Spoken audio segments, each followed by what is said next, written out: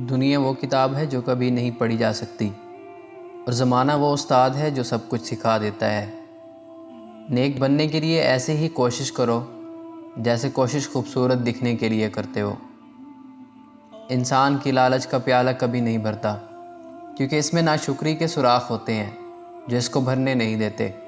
جب غلطی ثابت ہو جاتی ہے تو عقل مند اپنے آپ کو درست کر لیتا ہے اور جاہل ضد پر اڑ جاتا ہے۔ ہم اکثر اپنی چیزوں کی طرح اپنے تعلق کہیں رکھ کر بھول جاتے ہیں، کبھی انا میں، کبھی خود غرضی میں، کبھی غلط فہمی میں، کبھی بے وقوفی میں۔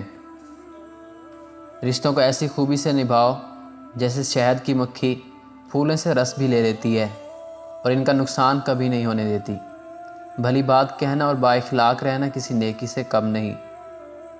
طوطا مرچی کھا کر بھی میٹھے بول سناتا ہے، مگر نادان انسان میٹھی چیزیں کھا کر بھی کڑوی بات کرتا ہے۔ شکر ادا کرتے رہو اس رب کا جو برداشت سے زیادہ دکھ نہیں دیتا، مگر اوقات سے زیادہ سکھ ضرور دیتا ہے۔ 6 لوگوں کے اندر 6 چیزیں نہیں ہوتی۔ بخیل کے اندر وفا نہیں ہوتی، حاسد کو کبھی راحت نہیں ہوتی، تنگ دل کا کوئی دوست نہیں ہوتا، جھوٹے میں مروت نہیں ہوتی، خیانت کرنے والا کبھی قابل اعتماد نہیں ہوتا، بد اخلاقی کے اندر محبت نہیں ہوتی۔ انسان دونوں معاملات میں بے بس ہے، دکھ سے بھاگ نہیں سکتا اور خوشی کو خرید نہیں سکتا۔ جو شخص فضول امیدوں پر پڑا رہتا ہے اس کے مقاصد کبھی پورے نہیں ہوتے۔